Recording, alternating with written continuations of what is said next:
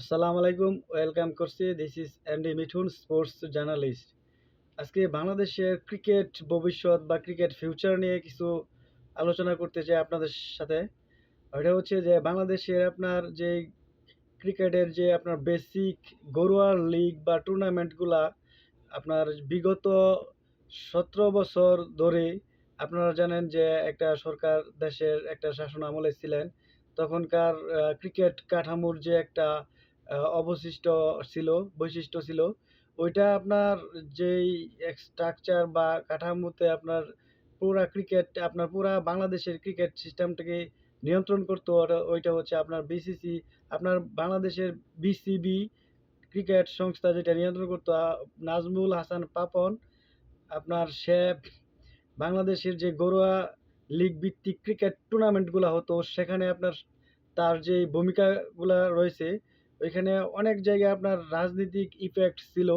এই জন্য আপনার প্রতি বছর আপনার 1200 ক্রিকেটার আপনার বের হয়ে আসতে পারে নাই। 1200 ক্রিকেটার আপনার প্রতি বছর আপনার বিভিন্ন দেশের বিভিন্ন ডিস্ট্রিক্ট লেভেলের আপনার টুর্নামেন্টে যে ধরনের ঘরোয়া লিগ ভিত্তিক খেলা হয়, সেখানে আপনার প্রতি বছর আপনার 1200 প্লেয়ার অলমোস্ট বের হয়ে আসতে পারতো। সেখানে আপনার স্কিপ করে রেখে দেওয়া হয়েছিল। তারপর এখন যেই নতুন সরকার আসছে আপনার যে ওই তত্ত্বাবধায়ক সরকার উপদেষ্টা যারা আছেন, সেখানে আপনার আসিফ মাহমুদ, আবার বিসিবির নতুন সভাপতি ফারুক আহমেদ, তারা নতুন একটা উদ্যোগ নিয়েছে। বাংলাদেশে প্রত্যেকটা জেলা ভিত্তিক এবং ডিস্ট্রিক্ট লেভেলে আপনার লিগ ভিত্তিক যে খেলাগুলা, আপনার যেই ডোমেস্টিক সার্কিটের যে ক্রিকেট খেলাগুলা আপনার প্রত্যেকটা ডিস্ট্রিক্ট বা জেলা পর্যায়ে দরকার, ওইগুলো আবার নতুন করে চালু করেছেন। আশা করা যায় যে এই বছর অনেকগুলা প্লেয়ার বের হয়ে আসবে এই ডিপিএল এর মাধ্যমে। তো ডিপিএলটা আপনার এই যে এই নতুন করে আপনার ডিপিএলটা মাঠে গড়াচ্ছে, প্রত্যেকটা প্লেয়ারের এখানে আপনার ওই অ্যাপ্লাই করার সুযোগ রয়েছে। বাংলাদেশের নাগরিক হিসেবে প্রত্যেকটা মানসম্মত প্লেয়ার যদি কেউ চায় যে আমি অ্যাপ্লাই করে এখানে বিভিন্ন ধরনের আপনার ওয়ানডে ফরম্যাটের ম্যাচগুলা সে খেলে নিজেকে প্রমাণ করে সামনের দিকে তার ফিউচার এগিয়ে নিয়ে যাবে, তারপর জাতীয় দলের দিকে মুভ করতে পারবে, বিপিএলে মুভ করতে পারবে। সেখানে আপনার প্রত্যেকটা ক্রিকেটেরই আপনার ভালো একটা অপরচুনিটি রয়েছে।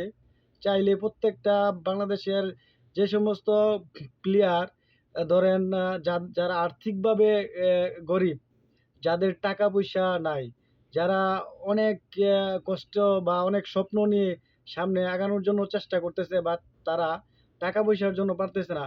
তো বর্তমানে আপনার যেই ওই লাস্ট 10 বছর যে আপনার ক্রিকেট কাঠামোটা ছিল বাংলাদেশের, তো সেখানকার আপনার দেখা গেছে রাজনৈতিক ইফেক্টস, তারপর প্রত্যেকটা লিগ লিগ এবং ঘরোয়া লিগ, তারপর বিভিন্ন টুর্নামেন্ট দেখা গেছে।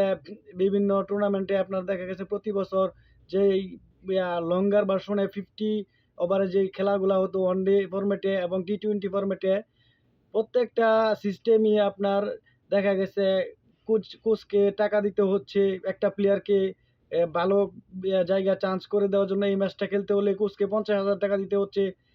আবার আরেকটা ম্যাচ খেলতে হলে আপনার কোচকে আরও 50,000 টাকা দিতে হচ্ছে। যে একটা প্লেয়ার যদি এই একটা ম্যাচে আপনার দেখা গেছে ওপেনিংয়ে তারে সুযোগ করে দিবে, তখন কোচ থেকে আপনার প্লেয়ারটাকে বাংলাদেশের ডিস্ট্রিক্ট লেভেলে ঘরোয়া লিগে অফার করা হয় যে তুমি যদি এত টাকা ইনভেস্ট করো তাহলে তোমাকে প্রত্যেকটা ম্যাচে আমরা ওপেনিং হিসাবে খেলাবো।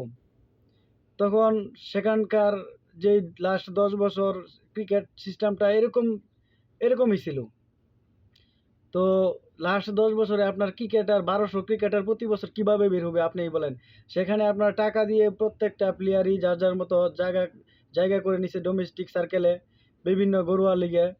তারপর আপনার ওরা বিপিএলেও আপনার ব্যাপক কারচুপি, দুর্নীতি, রাজনৈতিক ইফেক্ট, বিভিন্ন ধরনের টাকা পয়সা খেয়ে এক একটা কোচ, এক একটা নির্বাচক প্যানেল, প্রত্যেকটা জায়গায় তারা ঘুষ খেয়ে আপনার ক্রিকেটটাকে, বাংলাদেশের ক্রিকেটটাকে এইভাবে লাস্ট 10 বছর ধ্বংস করে দিয়েছে।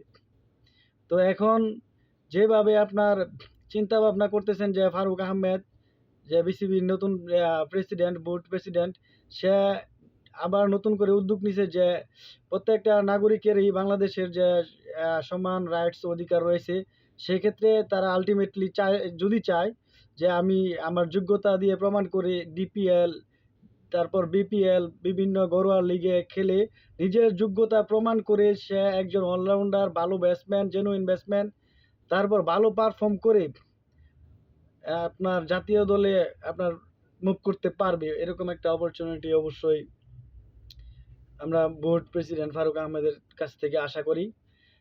তো দেখা যাক, যদি আপনার বাংলাদেশে আমার মনে হয় যে বিসিবিতে অনেক টাকা ক্রিকেটারদের আপনার রিজার্ভে রয়েছে।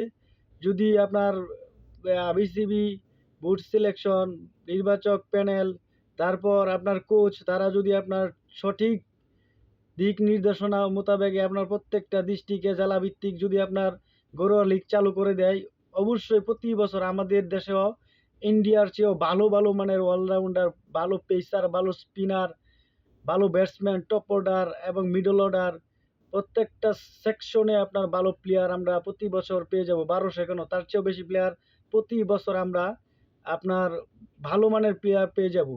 তখন আর আমাদের জাতীয় দলে বা বিপিএলে বাংলাদেশের প্লেয়ারদের পারফর্ম নিয়ে আর চিন্তা করতে হবে না। বিগত বছরগুলোতে আপনার যদি ফলো করা যায়, দেখা যায় যে আসলে বাংলাদেশের ক্রিকেটটা একেবারে কি যে নাজেহাল, একেবারে আপনার হৃষ্টয় ধ্বংস হয়ে যাচ্ছে, যেটা বলার কোনো ভাষা নেই। এখানে সাকিব তামিম দ্বন্দ্ব জাতীয় দলে, সাকিব তামিম দ্বন্দ্ব মানে কি, মানে বাংলাদেশ ক্রিকেট অচল। আরে ভাই, সাকিব তামিম দ্বন্দ্ব সমস্যা কি? আমরা আরেকটা সাকিব তামিম আমরা ঘরোয়া লিগ বিপিএল থেকে আপনার পিক আপ করে আবার আমরা খেলাটা চালিয়ে যাই। তো আমরা বসে আছি কোন সময় সাকিবের নিষেধাজ্ঞা উঠে যাবে, সাকিব কোন সময় দলে আসবে, কত বছর পরে আসবে, কি চিন্তা ভাবনা। আবার তামিম ইকবাল তার ইগো ভেঙে, তার তার রাগ ভেঙে কবে সে দলে ফিরবে, এই ধরনের চিন্তা ভাবনা করতে করতে আপনার কয়েক বছর ক্রিকেটটাকে ভালোভাবে ধ্বংস করে দিয়েছে বাংলাদেশ। দেখা গেছে বিসিবি বিসিবি তারা আপনার বিসিবি চাইলে সাকিব তামিম দ্বন্দ্ব সমস্যা সলভ করতে পারতো, বাট এটা ওরা ওইরকম কোনো ব্যক্তিগত কোনো উদ্যোগ নেয় নাই, যার কারণে ওইটা এখনো আপনার পেন্ডিং এ রয়েছে। তাদের দ্বন্দ্ব, তাদের যা ব্যক্তিগত দ্বন্দ্ব থাকতে পারে। আপনি দেখেন যে ইন্ডিয়া রোহিত শর্মা এবং বিরাট কোহলির, যখন বিরাট কোহলি ক্যাপ্টেন্সি ছিলেন তখন রোহিত শর্মার আপনার নেতৃত্বে রোহিত শর্মা ছিল না, বিরাট কোহলি ছিল। তখন চলছে বিরাট কোহলি রাজনীতি, এখন রোহিত শর্মা ক্যাপ্টেন, এখন রোহিত শর্মার রাজনীতি চলে। তো এখন মাঠের বাইরে অনেক সমালোচনা আপনার সামাজিক যোগাযোগ মাধ্যম এবং সোশ্যাল মিডিয়াতে দেখা যায় যে রোহিত শর্মা এবং বিরাট কোহলির ব্যাপক আপনার সমালোচনা, যে একে অপরকে দেখতে পারে না বা ওদের সাথে বিভিন্ন ব্যক্তিগত আক্রমণ বা ব্যক্তিগত তাদের কোনো প্রবলেম ক্রিয়েট রয়েছে। সেক্ষেত্রে আমরা বাহির থেকে অনেক কিছু শুনছি, কিন্তু আপনারা দেখছেন কি যে আপনার 2023 টি-20 বিশ্বকাপে যখন আপনার ওরা চ্যাম্পিয়ন হয়েছে, তখন সেমিফাইনালে আপনার একটা ম্যাচে আপনারা দেখতে পাচ্ছেন যে ওরা জিতার পরে বিরাট কোহলি এবং রোহিত শর্মা কিভাবে বিজয় উদযাপন করছে, দুজন দুজনকে জড়ায় ধরছে। তো ব্যক্তিগত প্রবলেম ওরা খেলার মাঝে কেন নেবে? সাকিব তামিম তো চাইলে বিরাট কোহলি এবং রোহিত শর্মার মতো মিলেমিশে জাতীয় দলের খেলাটা চালিয়ে যেতে পারতো। তাদের ব্যক্তিগত কোনো প্রবলেম থাকলে ওইটা তাদের কাছেই থাকতো। ওইটা কেন নিজেরা নিজেরা এগুলা জড়ে দেশের ক্রিকেটটাকে ধ্বংস করছে, আমি আসলে জানি না। আসসালামু আলাইকুম।